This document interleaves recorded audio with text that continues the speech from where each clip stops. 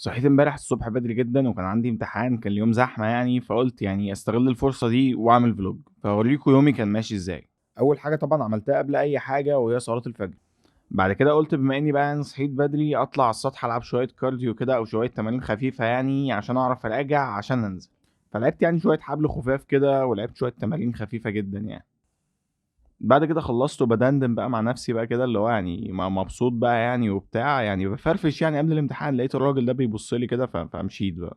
بعد كده نزلت عملت فنجان قهوة جميل، وبدأت بقى أراجع يعني على حاجات كده يعني في المنهج، يعني كده أصلًا الجزء اللي كان داخل كان صغير يعني. طبعًا يعني الفطار المفضل بالنسبة لي بيض طبعًا يعني، بيض وعليه شوفان، جامد جدًا. بعد كده طبعًا غسلت مكاني كنوع من النضافة يعني وكده. بعد كده نزلت بقى طبعًا يعني، وطبعًا نزلت أول واحد في صحابي، وأدي الأول، التاني، التالت، وطبعًا في المواصلات قعدت أقرأ لحد ما وصلنا، ده أنا باعمل كده أصلًا يعني على طول، وده اللي حصل بعد الامتحان. يا جدعان عادي للسله 80 درجه، للسله ننقص 80 درجه ونفضل جايبين امتياز فعادي. هي ممكن تبقى ب 15.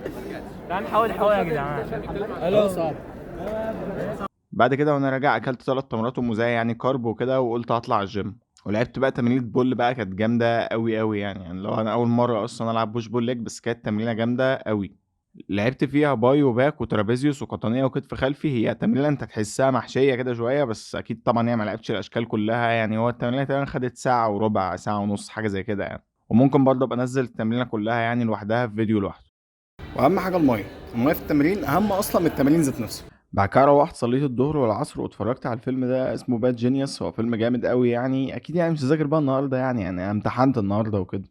بس كده، ده كان يومي والفكرة جات لي الصبح اللي هو طب ليه ما اعملش الموضوع كفلوج يعني وكده، فقُلت أجرّب يعني. يا رب يكون عجبكم، ما تنسوش بقى تعملوا follow ولايك.